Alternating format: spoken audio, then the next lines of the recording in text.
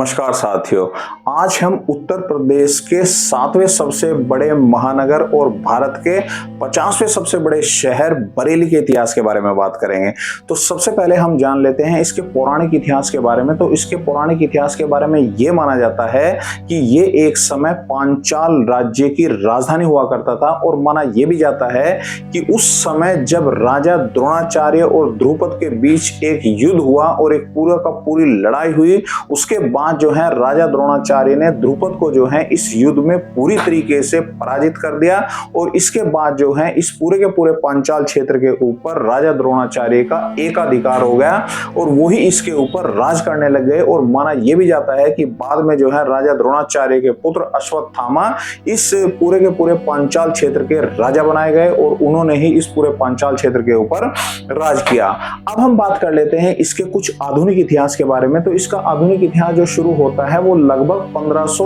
ईस्वी के आसपास शुरू होता है और 1500 ईस्वी के आसपास माना जाता है कि एक राजपूत राजा जिनका नाम था राजा जगत सिंह कठेरिया, उन्होंने ही इस पूरे के पूरे शहर की जो है वो स्थापना की थी और वो ही इसके जनक माने जाते हैं। और उनके बारे में ये भी कहा जाता है कि 1500 से लेके और 18वीं शताब्दी के बीच में जो है उनका पूरा का पूरा इस पांचाल क्षेत्र के ऊपर राज हो गया था और वो एकाधिकार ही उनके पास इस पूरे के पूरे पांचाल क्षेत्र का हुआ करता था। और माना यह जाता है कि उनके जो दो पुत्र थे जिनका नाम बरलदेव और बांसदेव था, उन्हीं दोनों के नाम के ऊपर इस शहर का नाम बांस बरेली जो है वो रखा गया था। और ये कहा जाता है इस पूरे के पूरे शहर के बारे में कि इस पूरे शहर में जो है एक जगह थी, एक गांव था जिसका नाम है जगतपुर और वही एक गांव था जो राजा जगत सिंह कठेरिया के द्वारा स्थापित करा गया था और वही राजा जगत सिंह कठेरिया को शासन करने का और वहीं से ही वो पूरे के पूरे इस पांचाल क्षेत्र के ऊपर जो है शासन किया करते थे और उस पूरे क्षेत्र के ऊपर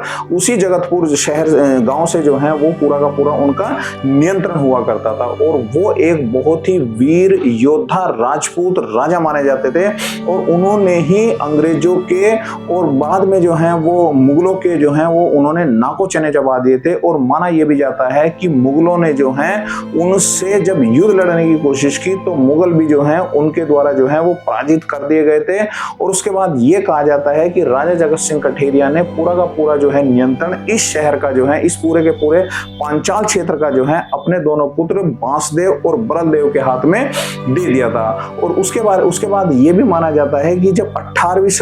शताब्दी के आसपास जो है जब रोहिलाओं का इस पूरे के पूरे क्षेत्र के ऊपर वर्चस्व होने लग गया और रोहिला राजाओं ने जो है इस पूरे के पूरे पांचाल क्षेत्र के ऊपर नियंत्रण करना शुरू कर दिया, तो उसके बाद लगभग 18वीं शताब्दी के आसपास जो है पूरा का पूरा ये पूरा जो पांचाल क्षेत्र है ये पूरा रोहिला राजपूतों के जो है वो नियंत्रण में आ गया। और माना यह भी जाता है कि लगभग 1801 में जो है तक जो है वो रोहिला राजा जो है इस पूरे के पूरे पांचाल क्षेत्र के ऊपर नियंत्रण करते रहे। और उसके बाद ये माना जाता है कि जब 1811 के आसपास जो है जब रोहिला राजपूतों से इस शहर का इस पूरे पांचाल क्षेत्र का जो नियंत्रण है वो अंग्रेजों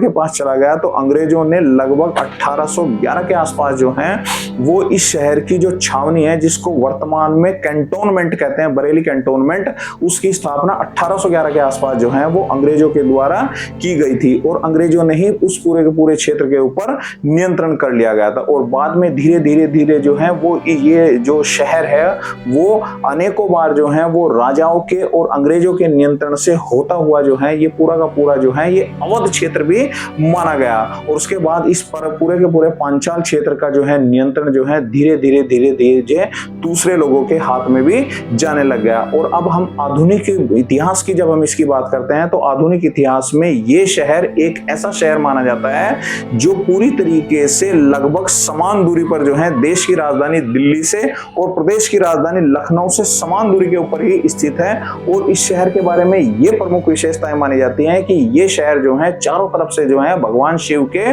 मंदिरों के द्वारा घिरा हुआ है। इसीलिए यहाँ पर ये माना जाता है कि यहाँ पर 7 शिव भगवान के मंदिर इस शहर के चारों ओर स्थित हैं और इसीलिए इस शहर को जो है आधुनिक इतिहास में जो है वो नाथ नगरी के नाम से भी जाना जाता है। अगर